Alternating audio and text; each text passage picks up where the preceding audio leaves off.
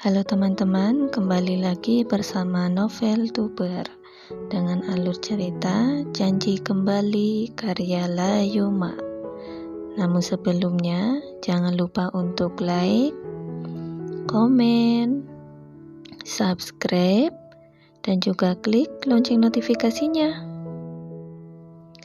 Kirani Alisa Putri. Seruan dari suara besar itu membuat Kirani yang sedang duduk melamun di kursi kerjanya pun akhirnya sadar dari lamunannya. Saat menoleh ke sumber suara, Kirani merasakan aura di sekitarnya menjadi dingin seketika, dan dirinya pun sangat tegang sehingga tenggorokannya terasa kering dan sangat susah walaupun hanya untuk menelan salivanya. Astaga, kenapa udah ada Pak Andra di sini? Batin Kirani yang saat ini belum tersadar sudah terlalu lancang matanya terlalu lama membola di hadapan bosnya. Maaf Pak Andra, saya sudah menyiapkan berkas laporan hari ini. Tinggal Bapak cek lagi, ucap Kirani yang untungnya sang bos selalu menanyakan hal yang sama saat baru saja sampai di kantornya. Dirandra Chandra adalah anak dari pemilik perusahaan Golden Corp. Perusahaannya sudah 3 tahun ini menjadi tempat mencari penghasilan oleh Kirani. Kirani yang hanya seorang anak yatim piatu dan dengan keberuntungannya yang bisa mendapatkan beasiswa dari yayasan Golden Corp juga. Dan dirinya pun dengan senang hati mendedikasikan diri menjadi salah satu karyawan di perusahaan ini, hingga menjabat sebagai sekretaris direktur saat ini. Kiran seketika menunduk saat sadar akan tatapan intimidasi dari Andra yang saat ini terlihat meninggalkan meja kerja Kirani dan beranjak pergi ke ruang direktur yang berada tepat di depan meja kerja Kirani. Seketika Kirani pun menghela nafas lega dan melanjutkan pekerjaannya untuk menyiapkan kopi serta camilan untuk Andra. Saat makan siang di kantin pun Kirani sempat-sempatnya melamun lagi, dan kali ini sahabatnya Zahra yang langsung menegurnya. "Ngelamun aja Ki?" "Emang iya?" sahut Kirani yang malah balik bertanya dan menghembuskan nafas sejenak. "Gue juga gak tahu Ra, belakangan ini gue sering kepikiran Kak Arya. Dan gue jadi berharap lagi dengan janji dia dulu yang katanya mau kembali. Tapi setelah 15 tahun ini malah belum juga kembali. Boro-boro kembali, dapat kabarnya aja enggak," ungkap Kiran. Bentar, Arya yang kakak panti lo itu, yang dulu sering lo ceritain itu?" tanya Zahra memastikan. "Ya iya, emang Arya siapa lagi?" kesal Kirani. Zahra pun mengangkat dagunya dan menunjuk ke arah belakang Kirani. "Itu juga Arya, dan gue lihat-lihat nih, kayaknya dia ada rasa deh sama lo juga," ucap Zahra dengan mode gibahnya. Kirani merotasikan bola matanya malas seraya menjawab, "Kalau masih kayaknya mending gak usah diomongin deh daripada nambah dosa." Dibilangin juga gak percaya, cepik Zahra dengan kembali melanjutkan acara makan siangnya yang sempat tertunda. Setelah mengikuti Pak Andra meeting dengan petinggi perusahaan, kini Kirani pun mengikuti Andra keluar dari ruangan.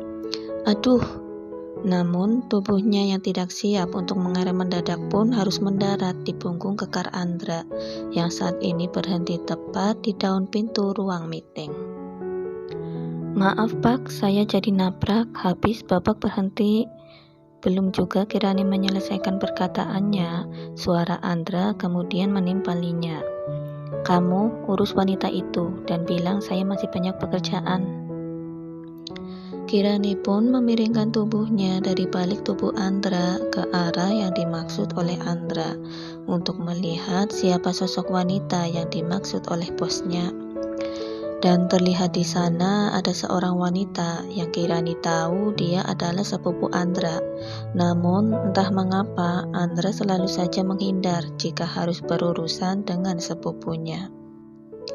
Sebagai pegawai yang baik, jadi Kirani pun segera melaksanakan titah bosnya itu untuk menemui sekaligus mengusir lembut sepupu dari bosnya tersebut.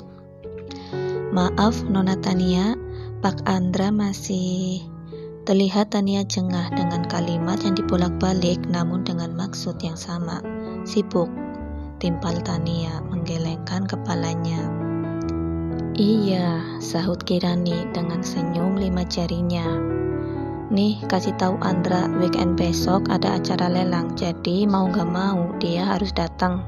Setelah memberikan undangan ke Kirani, Tania pun segera beranjak dari sana. Dengan langkah jumawanya, Tania mengenakan kembali kacamata hitam yang sempat berada di atas kepalanya.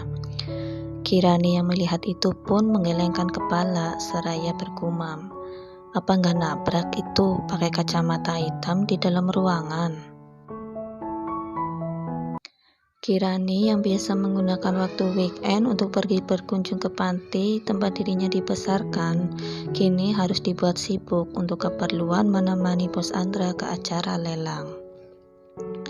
Kesal amat muka Loki, ucap Zahra yang melongok dari depan pintu kos Kirani, karena tempat kos mereka bersebelahan sehingga mereka bisa sangat dekat seperti sekarang ini. Gimana gak kesal Ra, gue 2 minggu kemarin gak ke panti, sekarang masa gak jadi kesana juga, gara-gara bos Andra ini yang gila kerja, gue jadi kena imbasnya. Ya udah sih, ambil hikmahnya aja, lo bisa nempel terus sama orang ganteng plus kaya. Nempel doang Ra, ngarep yang lain mbaknya. Ya siapa tahu aja, ujar Kirani dengan tawa renyahnya. Dan Zahra yang menertawakan kehaluan Kirani sahabatnya, yang membayangkan bisa menjadi pasangan bosnya. Kirani yang sedari siang tadi dibantu bersiap-siap oleh Zahra, sekarang dirinya pun sudah siap dengan mengenakan gaun serta aksesoris lainnya pemberian dari Andra untuk dikenakan Kirani ke acara lelang ini. Kirani tak menyangka dirinya bisa datang di acara orang besar, melihat sebuah istana di mata Kirani yang sebenarnya itu adalah sebuah mansion hunian pemilik Golden Corp, yang tak lain berarti itu adalah mansion milik keluarga Andra. Karena baru kali ini dirinya memasuki kawasan seperti itu, Kirani dibuat takjub karena dari pintu gerbangnya saja harus memakai mobil dengan jarak yang lumayan jauh untuk sampai ke mansion utama. Hingga tak heran banyaknya mobil yang datang ke sana pun masih bisa terparkir rapi di dalamnya. Apalagi setelah para pemilik mobil itu keluar dari dalam mobil mereka, Kirani yang sempat meliriknya seperti dalam acara award karena penampilan dan setel mereka yang pasti mahal dari setiap apapun yang mereka kenakan. Termasuk pakaian yang saat ini Kirani pakai. Ia sempat mengintip di Google harga dari dressnya kali ini, dan itu cukup untuk membuat asam lambungnya naik seketika karena saking kagetnya. Sehingga ia tak mau mengintip harga dari heels, clutch maupun perhiasan yang dipakainya. Kirani tak menyangka bisa berjalan menggandeng lengan Pak Andra saat ini. Dirinya tidak bisa fokus dengan pembicaraan orang di sampingnya karena terlalu fokus akan irama jantungnya yang berdetak sangat cepat. Begitu cepat juga dengan keringat dingin yang keluar dari telapak tangannya hingga kini terasa lembab karena rasa gugupnya. Kamu gak apa-apa? Bisik Andra sedikit menurunkan wajahnya karena tinggi Kirani yang sebatas bahunya. Emang kenapa Pak? Tanya Kirani tak sadar karena terlalu takjub dengan wajah tampan sang bos di depannya. Ya Zahra benar, Andra sangatlah tampan. Tangan kamu gemetar, ucap Andra dengan sedikit mengulung bibirnya. Ini saya baru pertama kali ke acara seperti ini, jadi nggak terbiasa, ucap Kirani yang tak bisa menutupi kegugupannya saat ini. Andra memanggil seorang pelayan yang membawa nampan dengan berbagai minuman di atasnya, dan Andra mengambil sebuah gelas yang berisi orange juice di dalamnya. Andra memberikan gelas itu untuk Kirani. Kirani yang baru pertama kali ini juga melihat sikap lembut Andra pun dirinya malah kembali menghalu hal yang tidak-tidak. Minumlah. Andra menggelengkan kepala dan kembali dengan mode datarnya saat kembali mendapati sekretarisnya yang terdiam dengan pandangan menerawang. Melamun lagi. Terima kasih banyak teman-teman yang selalu setia mengikuti alur cerita Janji Kembali. Sampai jumpa lagi di chapter-chapter selanjutnya. Mari berbanyak silaturahmi dengan selalu dukung channel ini. Salam sehat selalu semuanya.